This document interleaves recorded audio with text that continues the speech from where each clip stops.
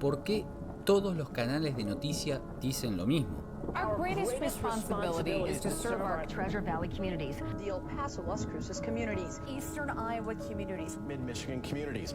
We are extremely proud of the quality, balanced journalism that CBS 4 News produces. But we are concerned about troubling irresponsible, one-sided news stories plaguing our country. plaguing our country. The sharing of biased and false news has become all too common on social media. More alarming, some media outlets publish these same fake stories without checking facts first. The sharing of biased and False news has become all too common on social media. More alarming, some media simply aren't true without checking facts first. Unfortunately, some members of the media use their platforms to push their own personal bias and agenda to control exactly what people think, and this is extremely dangerous to our democracy. Una de las profesiones más atacadas en los últimos tiempos es sin lugar a dudas la del periodismo, y en muchos casos con razón. Pero en este video no quiero hacer leña del árbol caído, quiero mirar un poco más atrás, volver al pasado y tratar de entender qué hay detrás de este complejo esquema, porque quizás el problema no sea solamente que el periodismo haya perdido credibilidad, quizás el problema sea mucho más profundo. ¿Quién escribe la información antes de que llegue a nosotros? Durante el comienzo de la Guerra Fría, las operaciones de inteligencia eran moneda corriente entre ambos bloques. En teoría, el objetivo siempre era el enemigo, o al menos eso nos hicieron creer.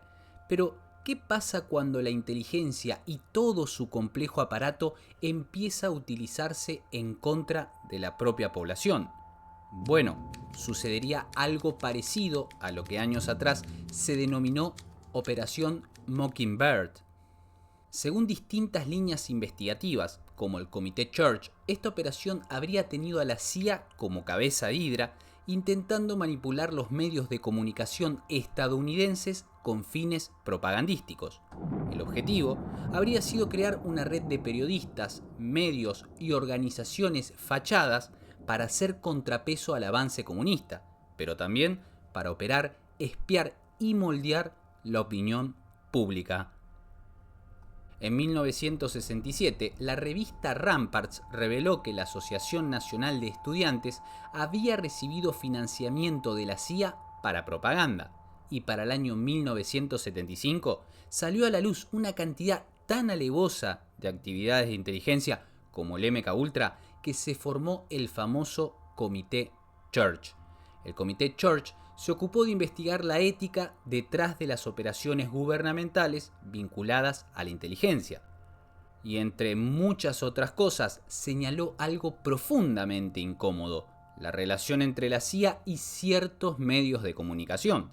Según estas investigaciones, la agencia habría utilizado periodistas, editores y organizaciones fachadas para influir en la opinión pública, o dicho de forma menos edulcorada, para hacer propaganda. Porque propaganda no es solamente un afiche colgado en un poste de luz con soldados y banderas. Propaganda es propagar ciertas ideas no objetivas con el fin de persuadir a la población. Un hecho que sin lugar a dudas va en contra de uno de los estandartes más importantes del periodismo, que es el compromiso con la verdad. La CIA lo desmiente, por supuesto, pero después de ver los archivos del Comité Church, su palabra se tambalea un poco. No es una sospecha, es un patrón de comportamiento que se repite a lo largo del tiempo. De hecho, en 1977, un artículo de Rolling Stone señalaba vínculos entre la agencia de 3 letras y figuras del New York Times y la revista Time. Haya sido esta una operación real o una historia deformada por el paso del tiempo, hoy tenemos ejemplos de sobra para entender cómo funcionan las famosas bajadas de línea. Periodistas operando, ensobrados, medios instalando nuevos marcos, titulares protegiendo intereses y programas enteros dedicados a destruir enemigos. No hace falta ser un genio para darse cuenta de esto. Hacer un zapping rápido alcanza para entender el estado actual de la información. y de la triste forma que el periodismo se ha prostituido. Y esta razón impulsó a mucha gente a dejar de consumir televisión, porque básicamente se cansó de la eterna bicicleta de izquierdas y derechas que no llevan a ninguna parte. La misma gente que se cansó también de la misma noticia repetida durante semanas, del mismo escándalo reciclado y de la misma indignación programada. Make sure that everyone understands that no one's safe till everyone's safe. No one is safe. No one is safe. No one is safe. No one is safe. No one is safe. Nobody's safe. No one is safe. Nobody is safe. This is a post 9/11 axiom. Safer, but not yet safe. No one is safe. No one is safe. No one is safe. No one is safe from until everyone is safe. If the whole world isn't safe, none of us are safe. No one is safe. No one is safe. Nobody is safe. Until we're all safe. Health experts have been saying nobody is safe. Nobody is safe until everybody is safe. Nobody is safe. The science is clear. None of us are safe. There is no safety. No one is safe. No one is safe. No one is safe. No one is safe until everyone is safe. No one's safe. Nobody is safe. Nobody's safe. No one's safe. We'll never be safe. Until we're all safe. We are never going to be safe. Aunque hoy, en realidad, la televisión la llevamos en el bolsillo, pero ese es otro asunto. Entonces, ¿es posible que hoy existan operaciones similares a Mockingbird diseñadas para tener una prensa servil a ciertos intereses? Quizás ya no haga falta reclutar periodistas uno por uno. Quizás alcance con la concentración de capitales, los grandes conglomerados de la información y una estructura mediática donde cada vez es más difícil que una voz alternativa llegue demasiado lejos.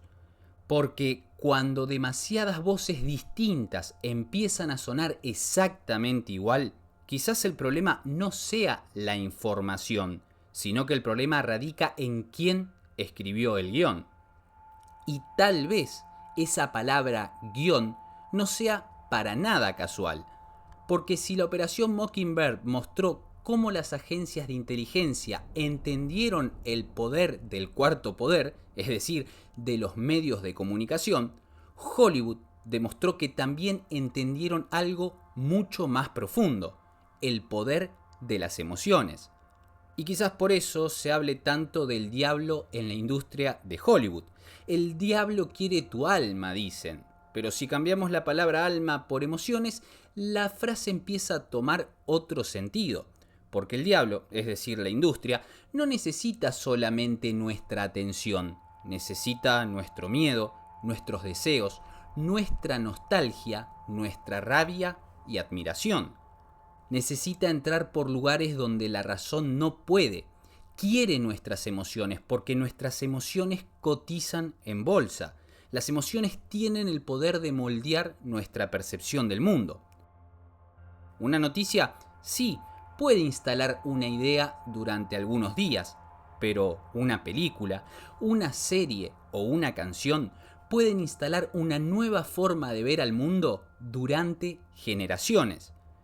Dicho todo esto, ¿quién moldea las historias que después terminan moldeándonos a nosotros mismos?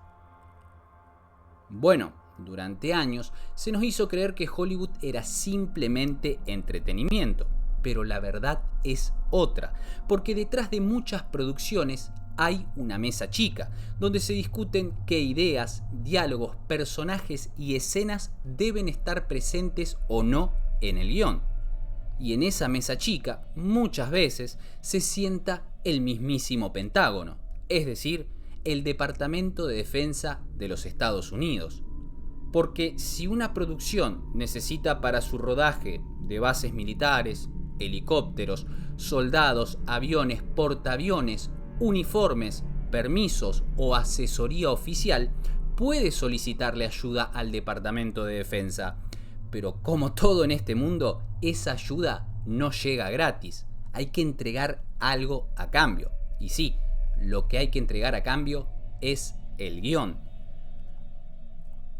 Según la propia normativa del Departamento de Defensa, cuando una producción solicita asistencia oficial, el guión debe ser revisado y la cooperación se otorga siempre y cuando el proyecto resulte favorable para los intereses del Departamento de Defensa. Dicho de forma criolla, si querés usar sus juguetes, primero tenés que acatar sus condiciones. Y así, en esa mesa chica, empieza la negociación. Porque el complejo militar sabe muy bien que no se puede controlar todo lo que la gente piensa, pero sí se puede controlar las historias con las que miles de personas sueñan y anhelan. Saben lo que significa controlar las emociones. Y así, el límite entre propaganda y entretenimiento empieza a diluirse. Entonces la pregunta cae por su propio peso. ¿Cuántas películas, cuántas canciones, cuántas series fueron moldeadas antes de que nosotros pudiéramos verlas? Ahora vamos a repasar algunos ejemplos. Top Gun. Después de Vietnam, la figura del soldado estadounidense necesitaba una nueva piel, y Hollywood se la dio. Veíamos soldados jóvenes con gafas de sol, camperas de cuero, música ochentosa y aviones brillando en el cielo. Y la fantasía terminó en una faceta de reclutamiento perfecto. No hacía falta decir alistate, no hacía falta al tío Sam te quiere a vos. Bastaba con hacer que los jóvenes quisieran formar parte de esa leyenda. Iron Man. La crítica original que se hacía al negocio de las armas terminó suavizada. Tony Stark era mucho más crítico hacia el complejo militar industrial, pero en la versión final, Tony aparece mucho más integrado y favorable a ese aparato militar. Godzilla 2014. El Pentágono eliminó un diálogo donde un personaje japonés contaba cómo su abuelo había sobrevivido a Hiroshima. La nota del Pentágono decía que si ese diálogo era una especie de disculpa o cuestionamiento sobre el bombardeo en Hiroshima o Nagasaki, iban a frenar todo tipo de cooperación con la productora. Por lo tanto, el diálogo fue modificado. The Avengers. El Departamento de Defensa cortó todo vínculo con la producción porque no le gustaba la idea de SHIELD, es decir, una organización internacional con una autoridad por encima del ejército estadounidense. Es decir, el ego frágil de siempre, el gigante que todos creíamos que era de titanio, era simplemente de barro. Transformers. Caso clarísimo de la cooperación con el aparato militar. El mismo Departamento de Defensa incorporó notas a la película para mostrar a las fuerzas de la Marina y del Departamento de Defensa en un rol más protagonista. Propaganda pura en una historia fantasiosa con robots gigantes de por medio. Y así podría seguir con muchos más ejemplos, pero creo que se entiende el punto.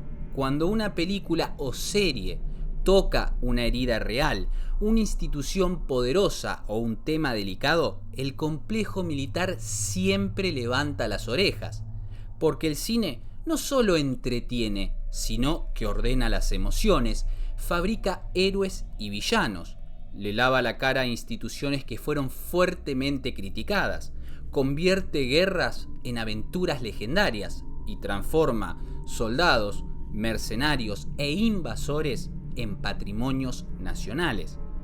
El entretenimiento se ocupa de ponerle épica al trauma y convierte el calvario de hombres rotos en un producto de consumo masivo.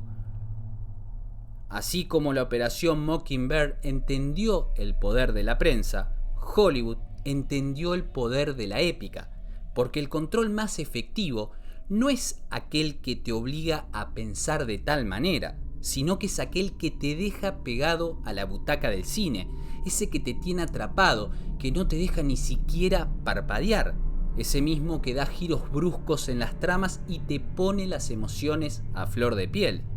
Sin embargo, quizás el aspecto más inquietante de toda esta historia es que ya no hace falta controlar redacciones enteras, ni reclutar periodistas y ni siquiera producir películas, porque el campo de batalla cambió.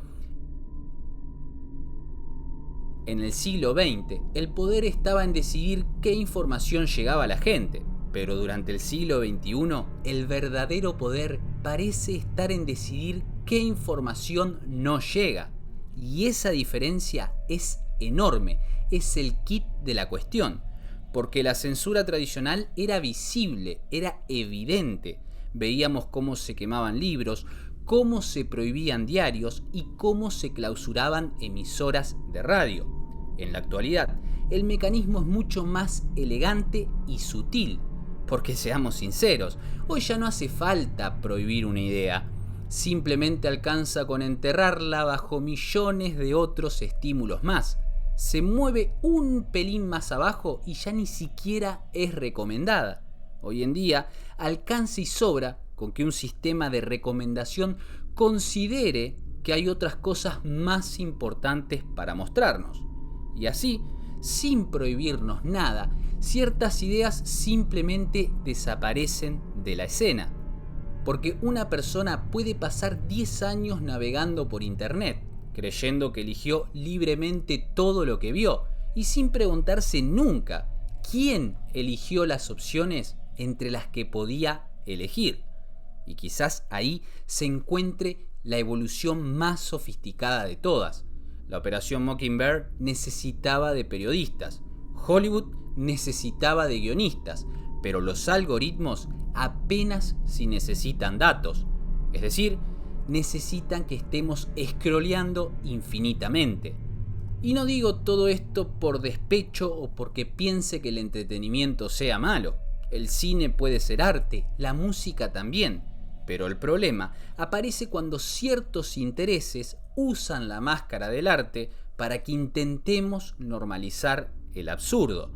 Tal vez la Operación Mockingbird existió o tal vez no. Puede ser una operación real o una historia, un cuento. Pero ¿qué más da todo eso? Porque después de todo lo que vimos hoy, esa ya no parece ser la pregunta más importante. Porque incluso si Mockingbird nunca hubiera existido, el problema seguiría siendo exactamente el mismo.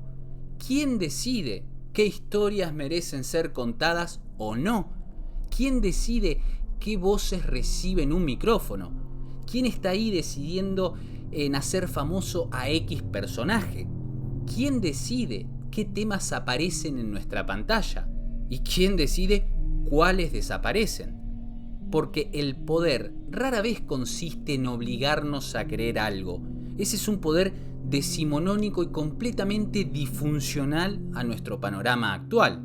El verdadero poder, el de hoy, consiste en construir el escenario donde todas las demás opciones parezcan imposibles. Y cuando eso ocurre, la propaganda ya no se siente como propaganda, se siente como sentido común. Quizás por eso, la mayoría de las personas creen ser inmunes a ella y se ríen cuando uno toca temas como estos, porque nadie se despierta una mañana pensando en que fue engañado o manipulado. Simplemente creemos que llegamos solitos a nuestras propias conclusiones y tal vez esa sea la operación más exitosa de todas, porque la mejor propaganda jamás creada es aquella que logra convencernos de que llegamos solos a nuestras propias conclusiones. False news has become all too common on social media. More alarming, some media simply aren't true without checking facts first. Unfortunately, some members of the media use their platforms to push their own personal bias and agenda to control exactly what people think. And this is extremely dangerous to our democracy. This is extremely dangerous to our democracy. This is extremely dangerous to our democracy. This is extremely dangerous to our democracy. This is extremely dangerous to our democracy. This is extremely dangerous to our democracy. This is extremely dangerous to our democracy. This is extremely dangerous to our democracy. This is extremely dangerous to our democracy. This is extremely dangerous to our democracy. This is extremely dangerous to our democracy.